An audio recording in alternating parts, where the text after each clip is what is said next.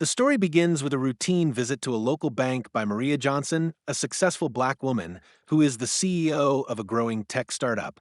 Known for her leadership and innovation in the industry, Maria had been a loyal customer of the bank for years, always managing her business and personal accounts without any issues. However, this visit would prove to be far from ordinary. Maria had scheduled an important meeting with a potential investor and needed to conduct some urgent business transactions to finalize a deal. She walked into the bank's branch, confident and ready to complete her tasks. Upon approaching the teller, she was met with an immediate and shocking response. The teller, who was a young woman in her mid-20s, looked at Maria and, without explanation, informed her that she could not assist with the transaction. Maria was taken aback. She asked for clarification, as there had been no issues with her account in the past, and the transaction was straightforward. The teller, with a hint of hesitation, repeated that she could not proceed with Maria's request. Maria, who was calm and composed, tried to reason with the teller, but no explanation or apology was offered. At this point, the situation began to escalate. Maria's frustration grew, and she asked to speak with a manager. The teller's refusal and the lack of professional courtesy seemed out of place, and it was clear that something more than an ordinary customer service failure was at play. As Maria was escorted to the branch manager's office, she could only wonder what had just transpired. Was it a mistake, or was there something deeper at work?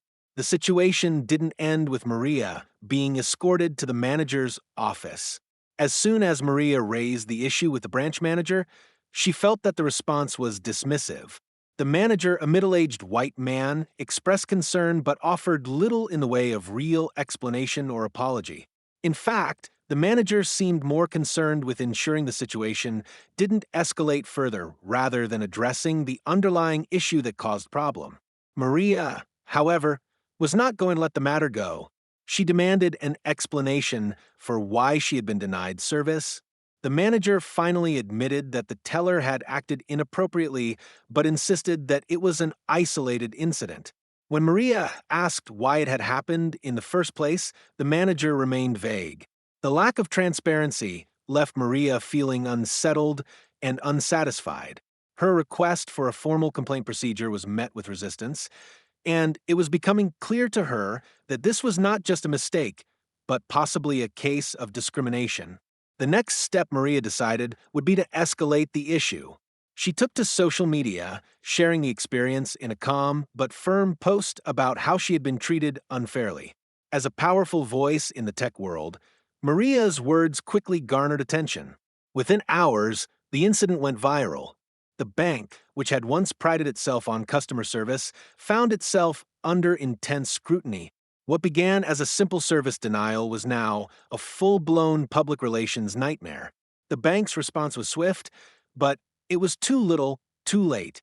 As the story spread, the outrage was palpable. Maria's social media post sparked widespread condemnation from both customers and activists.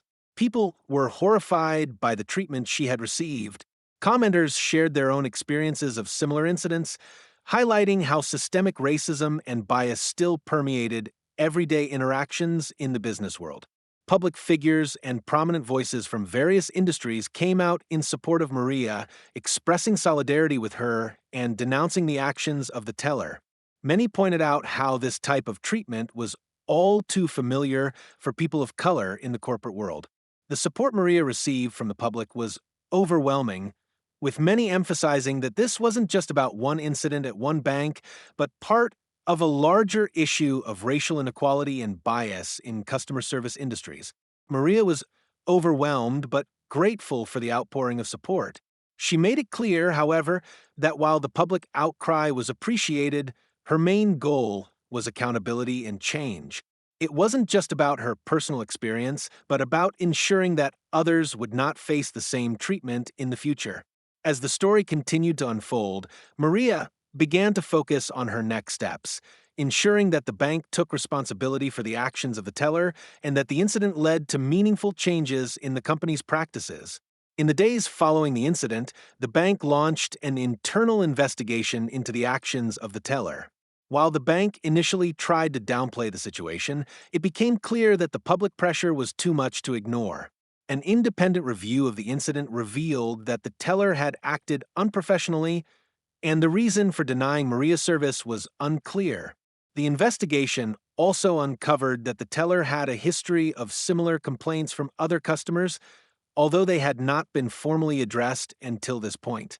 The bank, under intense pressure, made the decision to terminate the teller's employment. It was a swift action, but many felt that it was not enough to address the larger issue of racial bias that had clearly influenced the incident. While the firing of the teller was seen as a necessary step, critics argued that the bank's real responsibility lay in addressing the systemic issues that allowed such discrimination to occur in the first place.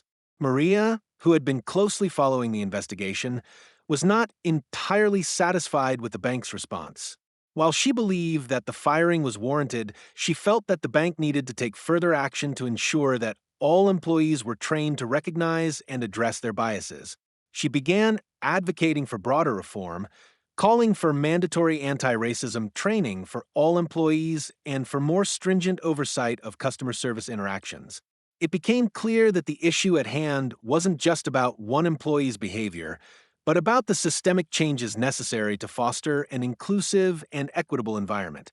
The incident, which had initially seemed like a one-time mistake, had profound implications not just for Maria, but for the bank as well. In the aftermath of the incident, the bank faced a major overhaul of its policies and practices. The public outcry forced the institution to confront the issue of racial bias head-on, and while some viewed this as an act of damage control, others saw it as an opportunity for real change. Maria, as a leader in her field, was invited to speak at various forums and conferences about her experience. Her story became an example of the challenges faced by Black women in leadership positions and the importance of creating inclusive work environments.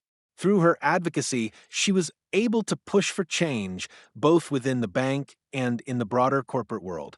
The bank eventually implemented a comprehensive diversity and inclusion program. Employees underwent bias training, and a new procedure for handling customer complaints was put in place to ensure that incidents like the one Maria faced would not happen again. The bank also introduced a policy of greater transparency in its dealings with customers, promising to hold all staff accountable for their actions. For Maria, the incident became a turning point. It propelled her into a broader conversation about racial discrimination, especially within the corporate world, and she used her platform to speak out on behalf of those who often didn't have a voice. The incident that had started with a simple denial of service had now become a powerful catalyst for change, forcing institutions to reconsider their policies and their treatment of marginalized groups. As time passed, Maria's leadership continued to inspire others, and the bank's efforts to address its internal issues became a model for other companies facing similar challenges. While the road to change was long, Maria had successfully turned a painful moment into an opportunity for growth, both personally and professionally, and had made a lasting impact on the banking industry and beyond.